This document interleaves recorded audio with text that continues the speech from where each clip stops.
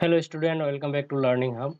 তো 6 নম্বর কোশ্চেনে কি দেওয়া আছে, কমল bought a water filter for 4500 and sold it at 4230, calculate the loss percentage. তো এখানে কমল কি করলো, একটি জলের ফিল্টার 4500 টাকায় কিনে 4230 টাকা বিক্রি করলো। তো সুতরাং এখানে কি দেখা যাচ্ছে, তার ক্ষতি হলো, লস হলো।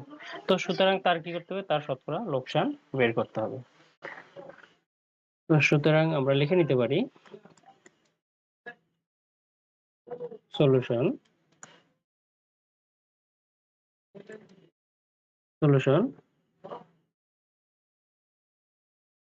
Cost price of the filter. তো আমরা লিখলাম না, বাকিটুকু কস্ট প্রাইস ইকুয়াল টু কত, 4500, এবং সেলিং প্রাইস দেওয়া আছে, সেলিং প্রাইস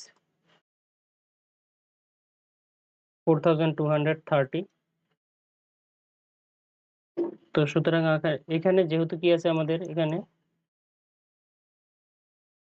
সিপি, আমাদের CP is greater than SP. সুতরাং এখানে কি হবে, এখানে যেহেতু কস্ট প্রাইস বেশি আমাদের সেলিং প্রাইস থেকে, সুতরাং এখানে কি হচ্ছে, লস হচ্ছে। তো সুতরাং লস লস ইকুয়াল টু কি হবে আমাদের, সিপি মাইনাস এসপি। তো সিপি কস্ট প্রাইস দেওয়া আছে 4500 মাইনাস এসপি দেওয়া আছে 4230। আমরা যদি মাইনাস করি পাই 270 রুপিস। তো সুতরাং লস পার্সেন্টেজ কি হয়ে যাবে, loss into 100 divided by cost price.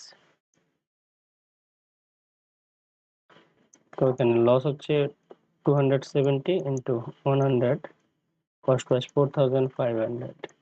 তো আমরা যদি 0 দিয়ে 0 কে কাটি, এখন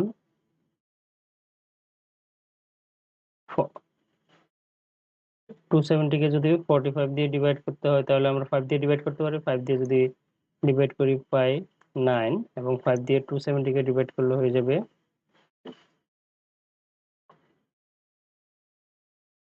54।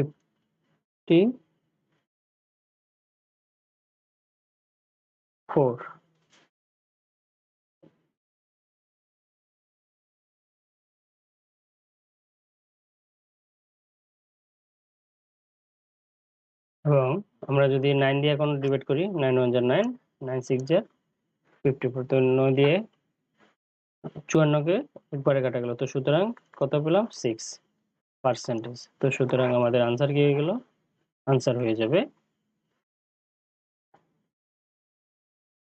Loss percentage is 6%। তো এখানে আমাদের কি হচ্ছে, 6% লস হচ্ছে। Thank you for watching the video.